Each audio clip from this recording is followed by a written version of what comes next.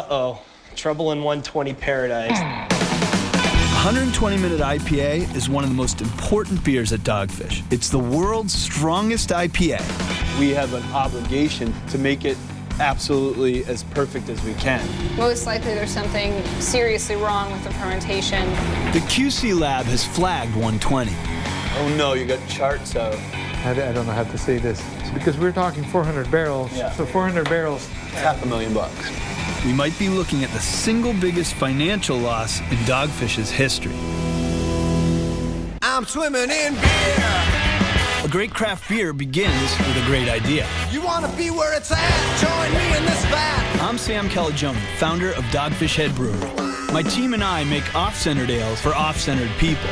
We brew it, we ferment it, we cool it, bottle, keg, ship, rinse, and repeat. Well, I'm swimming in beer.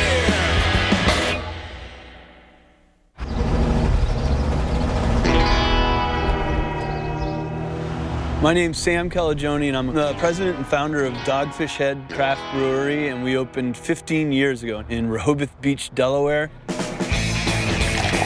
Our philosophy here at Dogfish Head is off-centered ales for off-centered people. The only thing to fear is fear itself. You know, we're only limited by our own imaginations here. Some people have called him a mad scientist. Sam comes up with some of the craziest ingredients out there, anything from oysters to chili. He's the kind of guy that jumps out of bed at 3 in the morning and starts scribbling down ideas. I started homebrewing in my apartment in New York City, and it just kind of became a hobby running muck. It kind of took over my life. Right after making my first batch of homebrew, I decided to open my own brewery. Well, today's a great day because a new beer idea is afoot. Usually when we're coming up with something new at Dogfish Head, it can either come from our own inspiration, just our own imaginations and following our own muse, or an idea falls in our lap from a person or a company that we really feel an affinity for, and that's what just happened. Malco Vecchio, I've never heard of. Oh, Green. This is the surfboard guys in Maine. Hey, from Grain Surfboards, here's our sampler pack of unused wood scraps. Oh my God, it smells beautiful. Hold it up. So it's, that's the scrap cedar from when they build the surfboards up in Maine. And I was kind of saying, wow, wouldn't it be cool to age a big beer on them? And so these are the scraps. I don't know, is that something you can really do? Sure. Who can stop us? We're gonna try.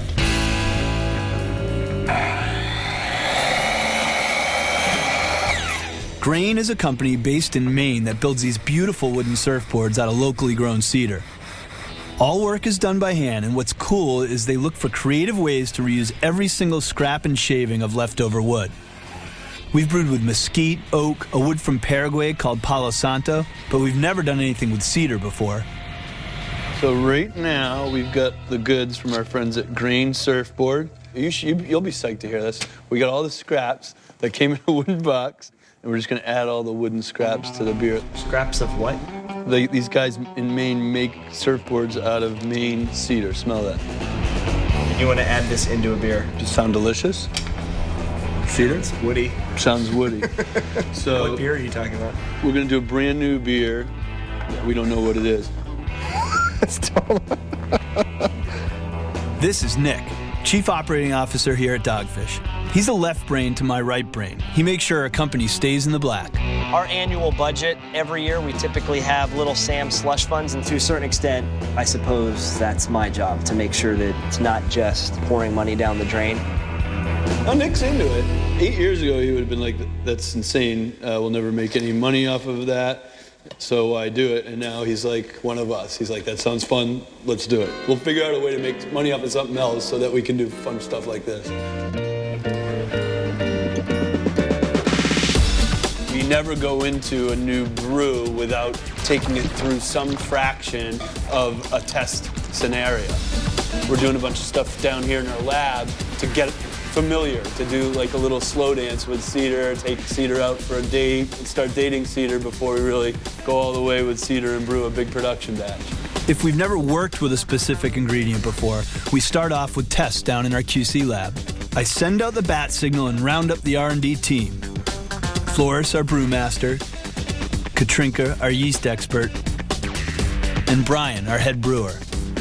Today, we are going to filter 3 different styles of pre-existing Dogfish beers over cedar wood. This is going to give us a basic recipe to start experimenting with. So this is like phase 1 of a recipe development timeline. We get projects like this just about constantly. Every week or every other week, I'd say we're working on some different beer, some different yeast strain. So basically, started off, I'm gonna pour the cedar into the vacuum and filter the beer through it. And that's basically just gonna give us an idea of how our beer tastes with cedar in it. So we are going to now test Dogfish Head 90-minute, which is more citrusy, more alcohol pungent. So that's cedar-fied 90-minute. I mean, that's definitely changes the nose of 90-minute. Holy that's a lot. Yeah. Christ. That really does have a profound impact on it. I didn't really expect to be able to smell that much cedar. Next, we're going to do Dogfish Head Indian Brown, which tends to be roasty, caramely, and hoppy. That wood really brings out some of the things that could potentially go wrong with Indian. Yeah, it's like too puckerific. Yeah. It is too much, but I think it's crazy how quickly. The difference. This was not longer than a 2-minute pass, and the medicinal note is in there, the smokiness, so we need to use very little. Now, Dogfish Head Raison d'Etre, which is made with beet sugars, raisins, a spicy, clovey Belgian yeast. I gotta say, I like that. Yeah, I agree. This has, to me, more potential than the 90, because in the 90, there are too many things competing. I agree, and that's my favorite of the 3 base beers. But I like the idea of where Raison has raisins in it. Let's keep this one the woods more forward than anything special ingredient-wise. Based on our tests, we agreed that Raison d'Etre is the style of beer that works best with cedar. So now we'll tweak the recipe for Raison to really play up the flavor and aroma that comes from the cedar wood.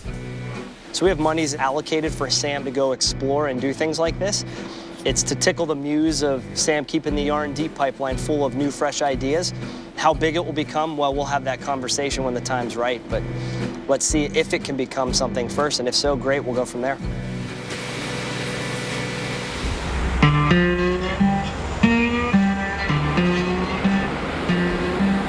Outside, yet another off-center project breaks ground today. A group of artists calling themselves 5-Ton Crane arrived from California. They've brought with them 2 semi-trucks of iron, steel, and wood.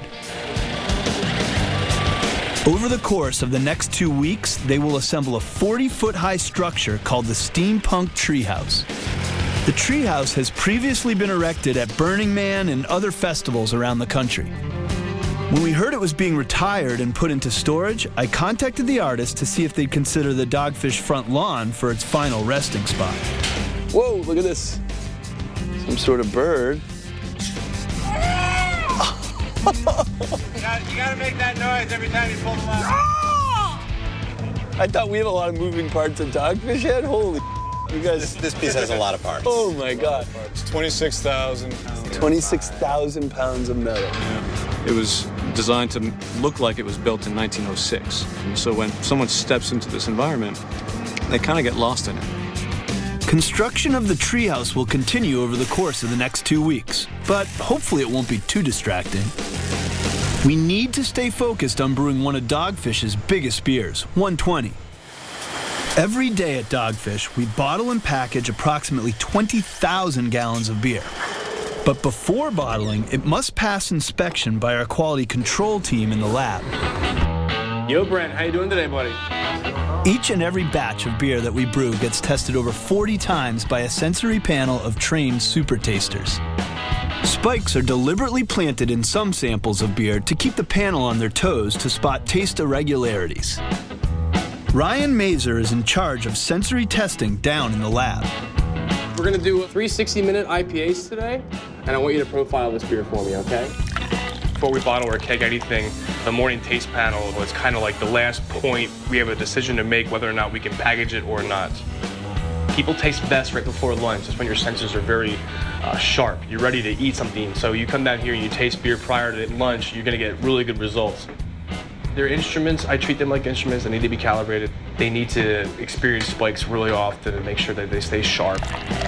Well, today I have 2 bright tanks of beer that are unspiked beers. This is a spiked beer. I expect most people to get this spike. Musty's a very potent spike. It's actually a taint in beer. It happens from a contamination of raw materials. Enter Exhibit A, the beer flavor wheel. Beer can be described in terms of aroma, appearance, taste, and mouthfeel. If it smells like green apples, it could be too young and needs more time to ferment. If it tastes buttery, that could mean the beer did not ferment at the correct temperature. If it makes your mouth pucker, that could be a sign of bacterial infection.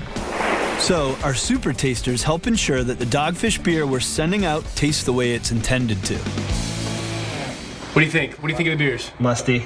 Which one? Attaboy. You okay with these? Yeah. Good. Today is a really big day because we're getting ready to bottle a 120-minute IPA. 120 is an India Pale Ale that gets its name from the 2 full hours it spends in the boil kettle.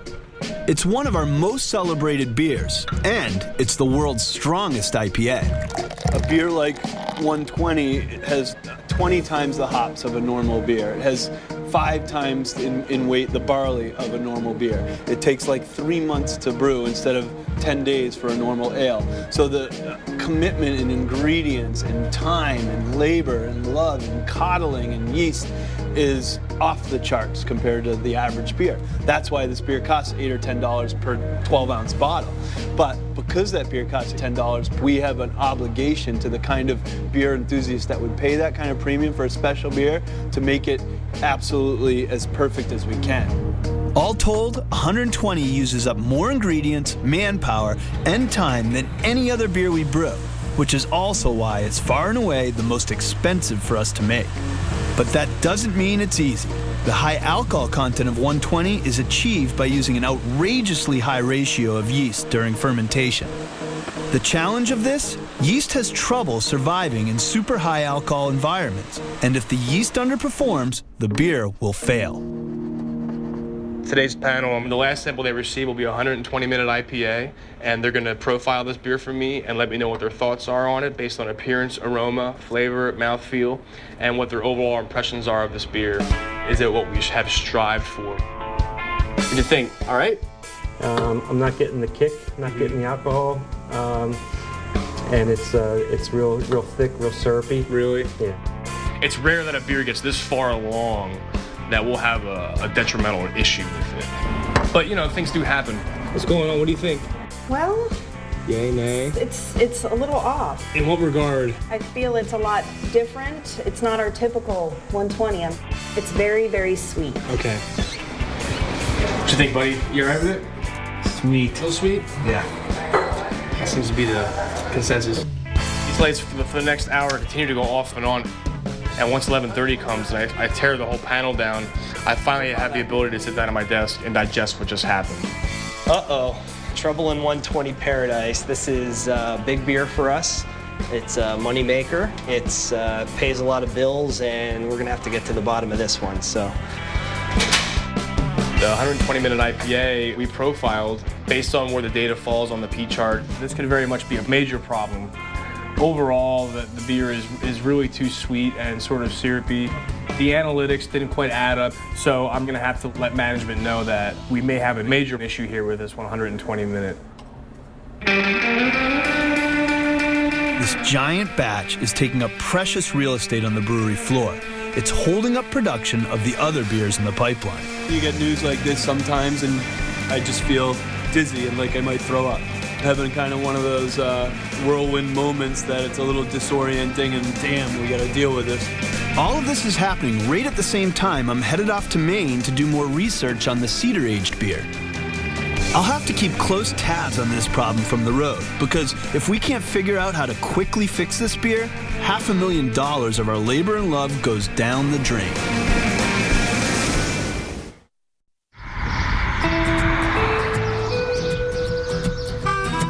120-minute IPA is one of the most important beers at Dogfish. It takes over 3 months to brew, and it costs us more to make than any other beer.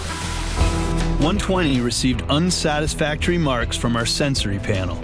And if we have to dump it down the drain, we stand to lose $500,000. We got a batch in the balance here. I mean, it's inevitable that with 40-something beers in process in different tanks, one of them's going to be not in its ideal condition, but when I'm going to find out if this one's DOA or capable of reviving. We need to quickly determine what the problem is and see if there's anything we can do to save this beer. Our yeast expert, Katrinka, will run tests on the suspect batch down in the lab. Our options get more and more limited as time goes on, so we have to act as quickly as possible and start figuring out what the problem could be and then attacking it from there. 120 is an 18% alcohol beer. It's exceptionally difficult to brew. The more alcohol you want in your final beer, the more barley sugars you need to add in the brewing phase, and the more yeast you need to add to eat those sugars during fermentation. The difficulty is that super high alcohol levels can be toxic to the yeast and kill it off before it's done its job. Let's back up. Here's what yeast is supposed to do. We add yeast to a tank of wort or young beer. The yeast cells eat and eat, converting sugars in the wort into alcohol and CO2. The crass analogy is that yeast eats sugar, poops alcohol, and farts CO2. When yeast is not happy, it basically stops eating, falls asleep, and sinks to the bottom of the tank, leaving behind too much sweetness and not enough alcohol. 120 was dinged in sensory because the flavors were off. Since yeast has a huge influence on the flavor of beer, that's the first thing we're going to check. So what we've done is taken a sample of very concentrated yeast and a sample of fermenter and combined them together for a few days and let them ferment. This is what we call a forced fermentation. The point of doing a forced fermentation is basically to test and make sure that all of the complex carbohydrates in wort were converted into simple sugars by the enzymes in the mash. This test will determine if the batch of 120 still contains food for the yeast cells to eat. Katrinka's hope is that by adding more yeast to the beer and recirculating the yeast throughout the tank, the yeast cells will start eating again and get back to work, producing alcohol and CO2. So we're putting the forced fermentation on the shaker table so it stays nice and agitated, and then in about 24 hours we'll be able to come back and see if the yeast made any difference. If the forced fermentation works, the solution is simple. Add new yeast to the beer. But if it doesn't, we might be looking at the single biggest financial loss in Dogfish's history. While the 120 test runs its course, I head up to Maine to try and bring this cedar beer to life. Maine holds special significance for me and the brewery. I spent summers up here as a kid, and it's where 15 years ago, our company got its name. I was all anxious because I needed to go up to Maine and tell my parents that I didn't want to be a writer or a teacher, I wanted to be a professional brewer. My dad and I went for a jog together, and he's like, hey, Sammy, you know, how your course is going? I'm like, well, pretty good, Dad, but I've actually decided to be a professional brewer. And he's like quiet for a second, and then he goes, you know, Sammy, Dogfish Head would be a good name for a brewery because we were passing the street sign on the road that goes around the head of land. You know, in one sentence, I got my dad's approval to be a brewer, and I got the name of my company, so it was a big moment.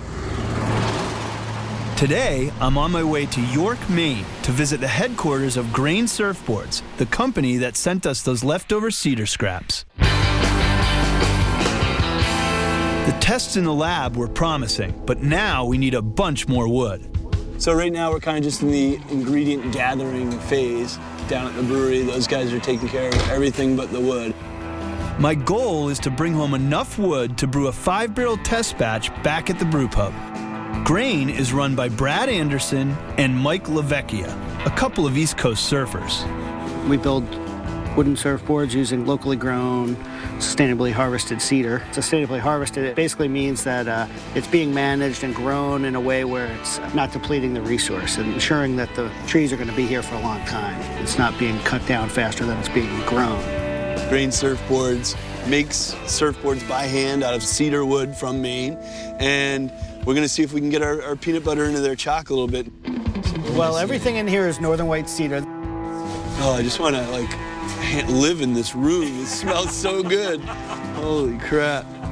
There's a flavor to cedar, whether it's a smell or a taste, and using cedar to flavor a beer, I think it's a pretty interesting concept. I think it's going to work well. The plan is to make a beer with some of their leftover cedar chips and scraps. Every step in the milling process produces a smaller piece of wood, and we're able to take the smaller piece and turn it into another step down the line. Everything from turning planks into rail strips and rail strips into glue strips and glue strips into stirring sticks. And, you know, in the end, we really produce a couple 100 pounds of cedar scrap a year that we can't do anything with. So is this all your waste right there? Yeah, since probably before the winter. If that pile keeps filling, it'll go down the road maybe 2 miles, and there's a farmer down there who chips it all up for garden mulch. Or if a beer gets made with it, we can... Beer gets made with it, yeah. Our brewery started using oak chips in our Immort Ale in 1996, which is an 11% alcohol beer that we make with maple syrup. And in 96, people were like, are you out of your mind? But craft beer in general, there's a great resurgence of using wood, mostly 99% oak. And that's why I love this idea of doing this cedar beer with you guys. Cedar has such a beautiful herbal note that's so distinct from the oak that most breweries use. What I grab from you guys now, I want to get an amount to do a 5-barrel test batch, so it's equivalent of like 10 kegs. So that's probably like $1, maybe yay big. 500 gallons, we could have a good party. That's right. That's the plan.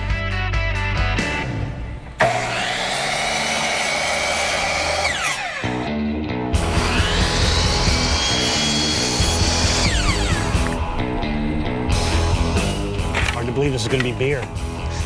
It's the beginning phases of a beer right here.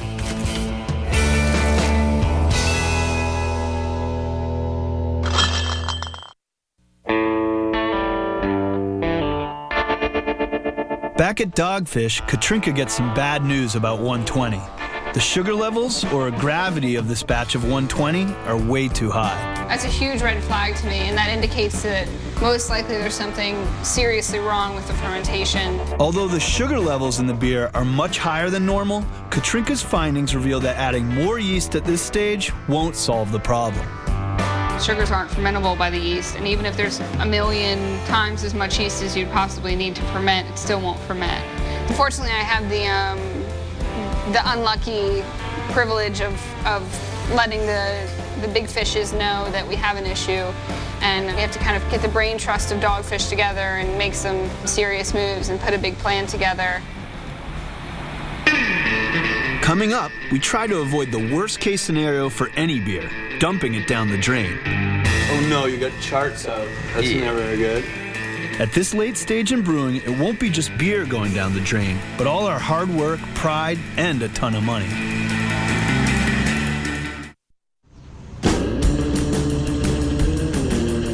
There's a lot going on at Dogfish this week. We've got big problems with a batch of 120.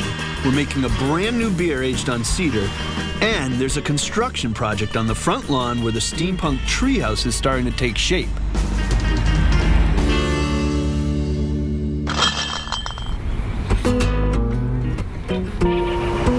We've got some friends from Maine showing up today, and a cool new project to get off the ground.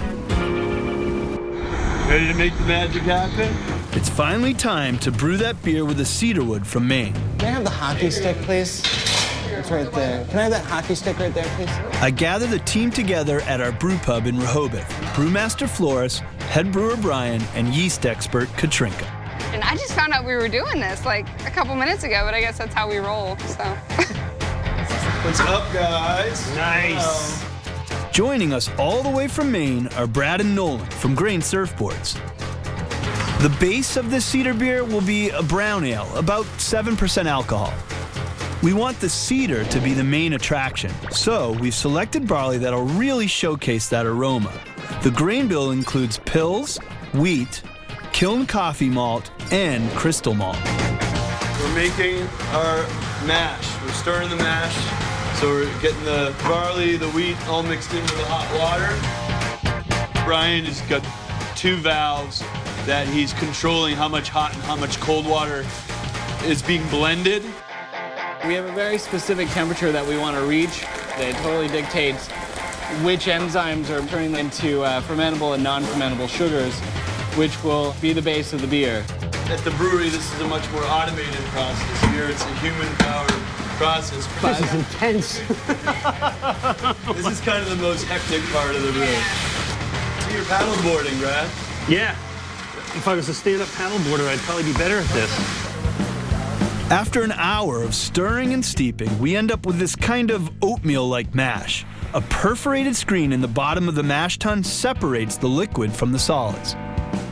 We send this pre-fermented beer to the boil kettle, where we'll add our specialty ingredients: candy sugar, hops, and a little of the cedar wood from grain. Eventually, we'll add a boatload of grain surfboards wood, but we thought symbolically it'd be important to have these guys add a few of the chunks that comes from their hard labor, and it smells fantastic. Yeah. Honors? Right in the top there. Straight up, buddy. Do it. All right. Well done, gents. You know, I just kind of think of like, they take these ingredients and then somehow beer happens. I'm seeing like the middle of it, so it's really cool. I know so little about brewing that when I was thinking about coming down here, I was like, is it really possible? Could we get there and like dump the cedar in there, make the beer, and then like bottle it and be drinking it that day, you know? And that's gonna be amazing. I didn't know they could do that. Of course they can't do that. And so now I find out we're gonna have to wait, and it's gonna be pretty maddening, really, you know? After the boil, it's off to the fermenter. It'll circulate in the fermenter for around 4 days while the yeast does its work, turning sugars into alcohol and CO2. We came, we saw, we brewed.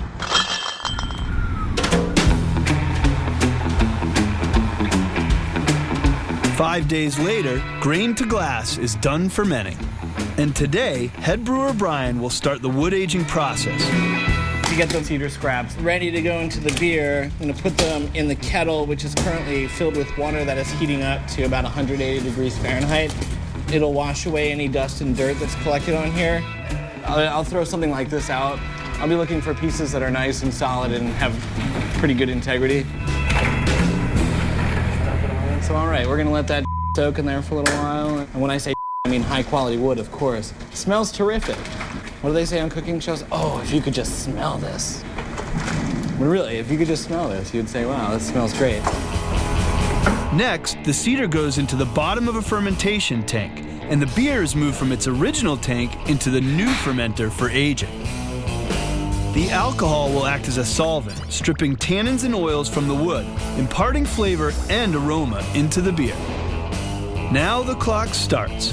Brian will monitor this beer daily to determine how much cedar flavor is coming through and how long it needs to age on the wood.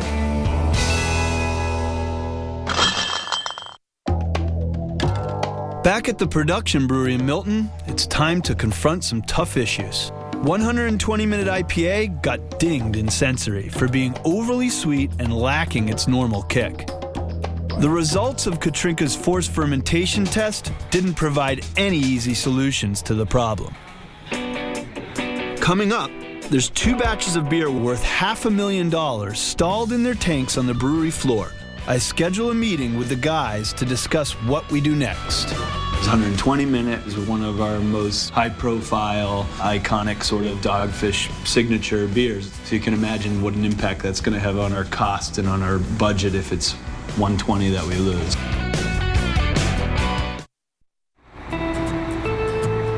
Two huge batches of 120-minute IPA are in limbo. $500,000 worth of beer hangs in the balance. What's up, gentlemen? Oh no, you got charts out. That's never good. I don't know how to say this. I don't think it's very promising from where we're at right now. We've got some big decisions, I think, ahead of us. The perception I'm getting through sensory is that it's a good beer, however, it's not what 120 is supposed to be. The sweetness is one thing, but it also makes the hop characterization very different. Although it's brewed to recipe, it's not tasting to the profile. It's a good beer, but it's not really a great beer. It's too late to resuscitate these batches, I'm guessing.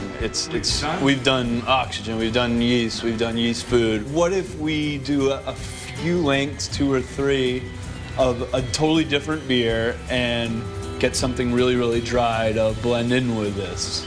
No, it is important to look at it because we're talking 400 barrels. So 400 barrels times It's $500,000. Yeah, it is real money here. So when we do that, at the moment, I cannot give you the guarantee that we're successful. What I'm trying to say is $500,000 is a lot of money, but ultimately, this is a big reputation issue.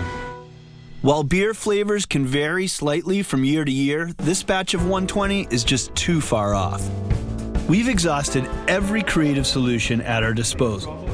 And in the end, we all agree about what must happen next. If a beer doesn't live up to our standards, we've got no choice but to dump it. The right decision is to dump it. I agree. I think there is no question about that. Looks like we're gonna have to dump a batch of 120. It's always a huge bummer at Dogfish when beer gets put down the drain. Morale suffers all the way down the line. And because everyone at Dogfish is joined in the same profit-sharing program, the huge financial hit is lost on no one. We're running full.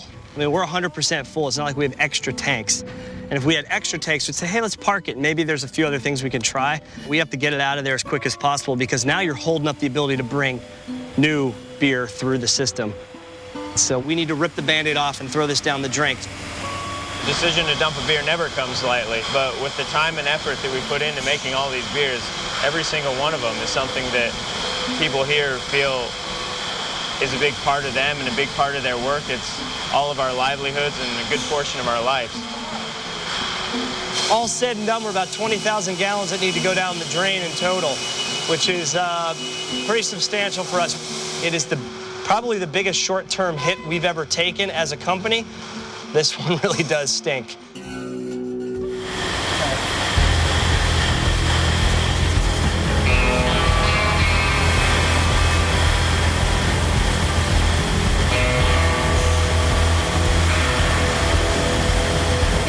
We haven't had 120 for probably 3 months, and it's probably the biggest thing we get emails for. When's it coming out? When's it coming out? When's it coming out? But all of our attempts have failed. And unfortunately, this is a yeast issue. And while we somewhat control the yeast is a living organism, and there's only so much you can control it when you're at the ragged edge of its performance capability at that high of an alcohol environment. Before we attempt to make 120 again, we need to go back to the drawing board and figure out from the very beginnings of the brew house what broke down, how didn't it work, so that we don't have to put this beer down the drain.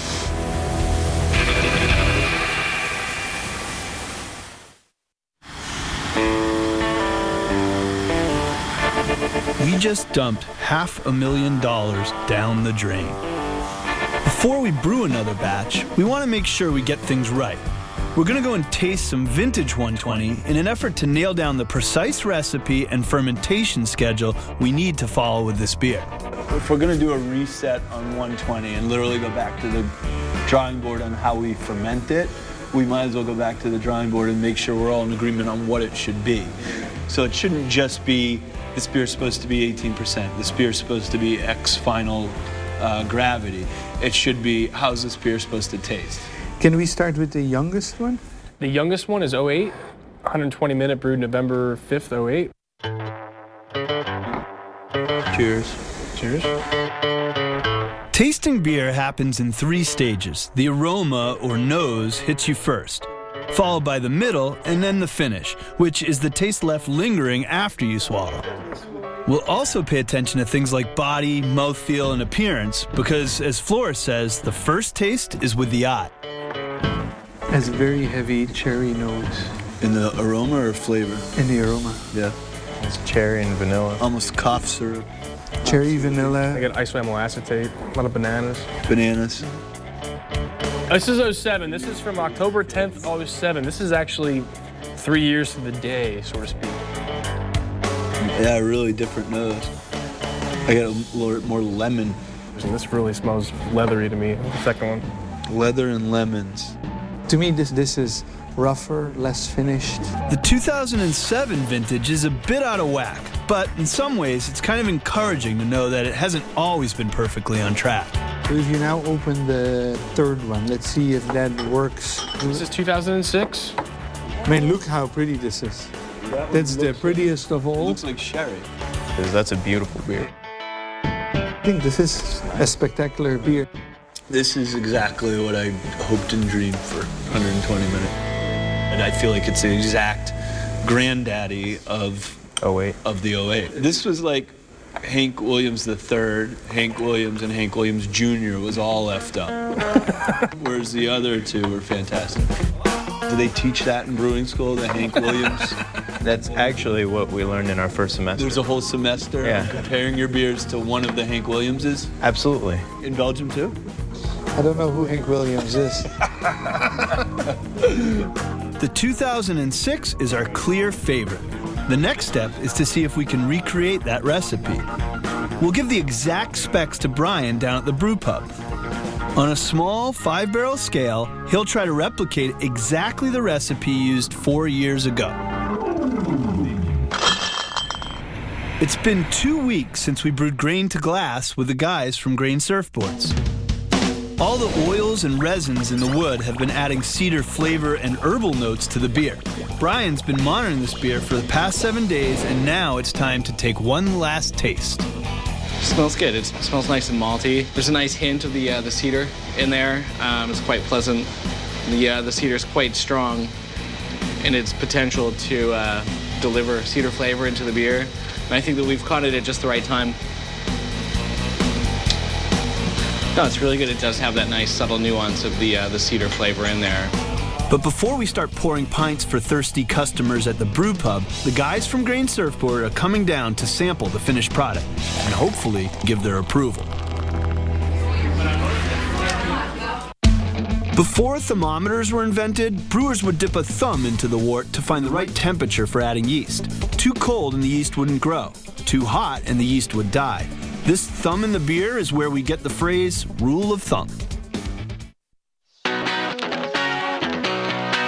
For the past few weeks, the 5-Ton Crane Collective have been working around the clock to get the steampunk treehouse assembled, erected, and anchored in place. 2-minute warning if you need a beer. We'll wait, yeah. Today, we finally unveil this 26,000 pounds of wood and metal. Hello, everyone. Thanks for joining us, and we're here to christen this amazing installation. It was really built in the spirit of community and creative community, and a bunch of creative, like-minded, adventurous people coming together to create something really beautiful and unique. And with that, I'm going to ask Mariah to do the honors and christen this puppy. Come on, Mariah.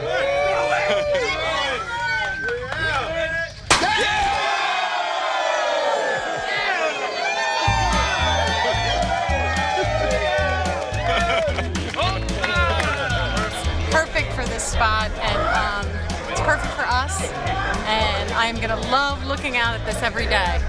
I already love looking at it every day. I'm pretty impressed, to be honest with you. It's terrific. It's gonna be great.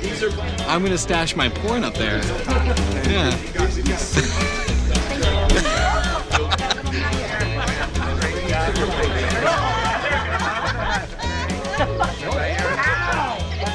I have been watching it go up for the last 2 weeks, so I can't wait to go up inside of it. Okay, first meeting will be 9:30 Tuesday morning marketing meeting. Perfect. Yes, yes. Oh, that'll be great. I can't wait to go up in it. I just think it's pretty cool. And I'm bummed that there's a line. An eager horde waits below. But first, we've got to wrap up another recently completed creative endeavor. We just rolled out the first growler of Grain to Glass, and Mike and Brad from Grain Surfboards are here for the first tasting. Oh my God. Come in, come in. I'm going to open this up. This is unbelievable.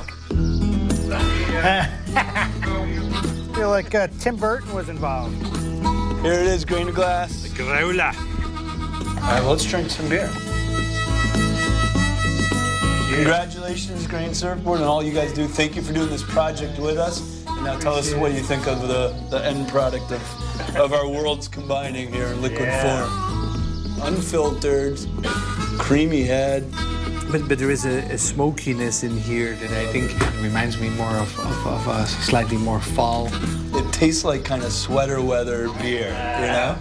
I get more smoke and caramely, smoky sweetness. Smells a little woody and spicy. Ooh, and then you get a lot of it. I should shut up. What do you guys think? Seems like a really drinkable beer. Yeah, this beer's awesome. It really is delicious. It's really great, and it really does give me the sense of being in the shop. And this beer really captures the, that kind of Maine woodsy feeling. Thing that I feel most excited about is doing something new. It was an awesome opportunity to literally, step out on a ledge and do something that hasn't been done before in the beer world, and it felt great. And to do it with people that share that creative spirit, and I feel like we nailed it. When I drink the beer and hang with these guys, I feel like we did what we set out to do. Nice. The limited edition release of Grain to Glass will be available exclusively at the Brew Pub in Rehoboth, where we'll find out if the public likes having this much cedar in their beer. That's delicious. Two different colors, a little bit subtle. It's a small sample size, but people at the pub clearly seem to dig the woody notes of Grain to Glass. That's a good one. Meanwhile, in the back room, we're bringing back the 2006 recipe of 120-minute IPA. While recreating this vintage batch, we hope to find some answers on what went wrong with this year's version. Recently, we've had a less than successful batch of 120 up in Milton, which we ended up dumping down the drain. So instead of just going full on up there and rebrewing it and potentially risking another catastrophic loss like that, we'll make something a bit smaller down here to test some things out. 120 needs a lot of attention. I think we're making the right decision in bringing this back to our R&D brewery in Rehoboth. Brian's gotten his direction, and the biggest variables are making sure that our mash temperatures are such that we've got a higher level of fermentability in there. We'll never give up on making this beer perfect. 120 is responsible for a lot of what we are, And aside from that, we just don't give up. I mean, the good thing about failure is that it really causes us to come together as a unified front to combat the forces of evil. Oh, I can't show you this. It's a secret. You can't get in the reflection. I have it set on no reflection. Using the same ratio of ingredients is vital, but just as important are the timing and temperatures at each stage of the brew. I think there will be a couple of aha moments, to be honest with you. What makes 120 so difficult to brew is also what makes it special. The high alcohol content of this beer requires 5 times the barley of a normal IPA and 20 times the hops. We'll keep a careful eye on the mash to make sure there's enough food for the yeast to eat during fermentation. All right, so I just checked the gravity of first wort that I'm sending from the kettle from the mash tun, and the density of that wort is the exact same as what we experienced in the February batch of 2006. The early signs are good. Brian's got the 120 test batch headed in the right direction. We'll run tests in the QC lab, and if the sensory panel results are good, in 3 months' time, we hope to be once again bottling one of Dogfish's most important beers. The encouraging part of this whole mess is that although Dogfish took a massive financial loss and a big-time setback, we've got the right people in place to turn mistakes like these into something positive. It might be simplifying things, but just as nature makes great wine, I believe it takes the right people to make great beer.